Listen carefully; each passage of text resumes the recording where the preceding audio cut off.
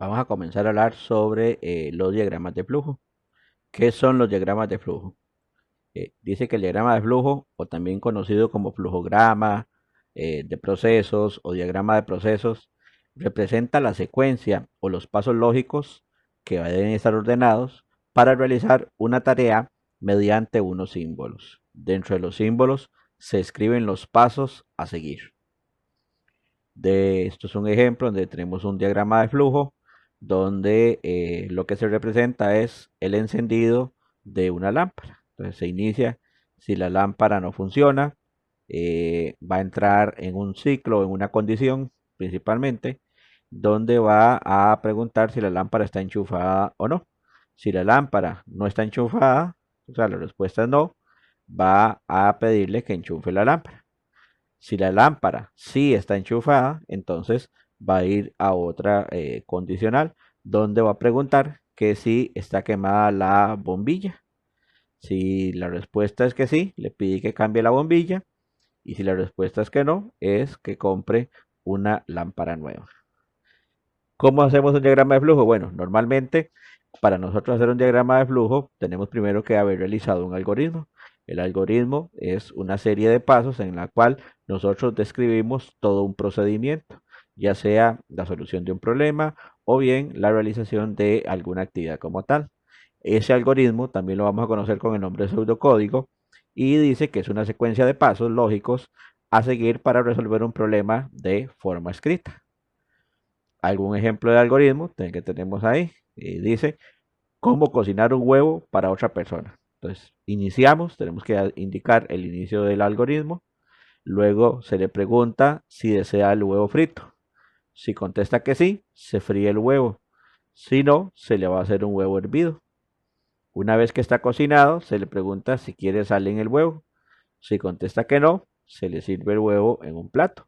Si no, se le echa sal al huevo y después se le sirve en el plato y finaliza. Entonces aquí tenemos un algoritmo de una situación propia de una persona que se le estaba cocinando un huevo para comerlo. Acá tenemos el diagrama de flujo de nuestro algoritmo. Cocinar un huevo. Preguntamos si quiere huevo frito. Si la respuesta es sí, se procede a freír. Luego se le pregunta si quiere con sal. Si la respuesta es sí, se le agrega sal. Y si una vez que se le ha agregado sal, se sirve en el plato para que lo coma. Nos devolvemos arriba. Si preguntamos que si quiere huevo frito y la respuesta es no, entonces se le hace un huevo hervido. Una vez que se ha hervido el huevo, se le pregunta que si lo quiere salado. Si en este caso dice que no, simple y sencillamente se le sirve en el plato, pero si dice que sí, se le agrega sal y después se sirve en el plato. ¿Para qué sirven o para qué utilizamos nosotros los diagramas de flujo? Bueno, para hacer un programa informático, para analizar lo que tiene que hacer un robot en los procesos industriales, entre muchas otras funciones.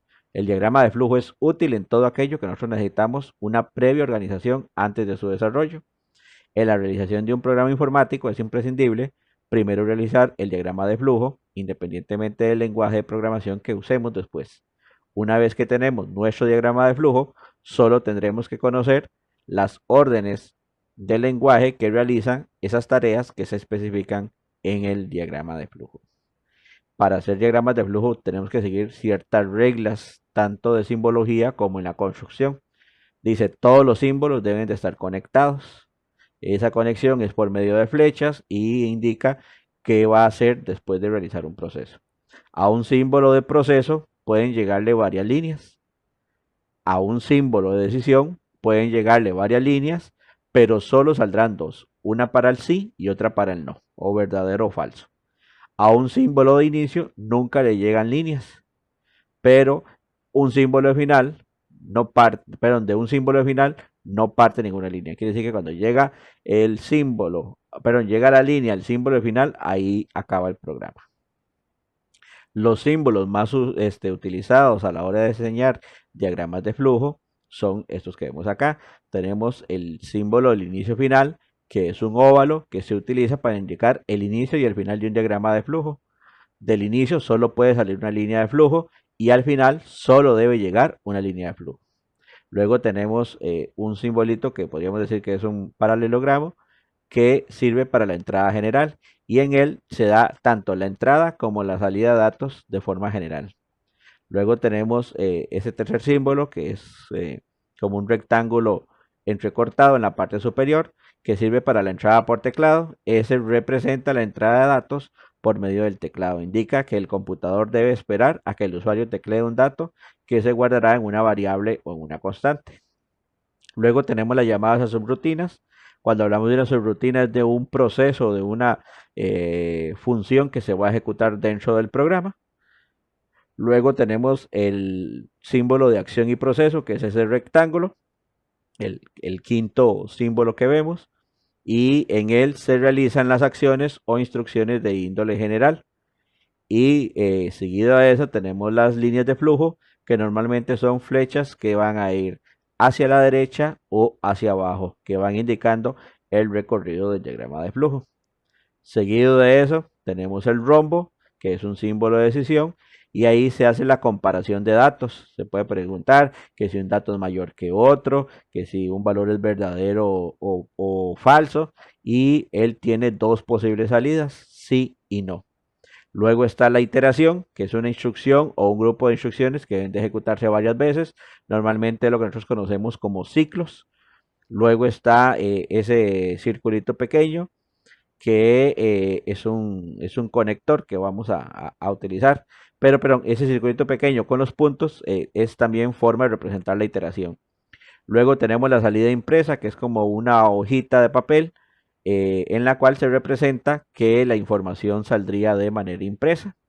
Luego tenemos el símbolo de salida en pantalla, que es ese quinto símbolo, igual que está de arriba hacia abajo, que nos representa la salida de una información en pantalla.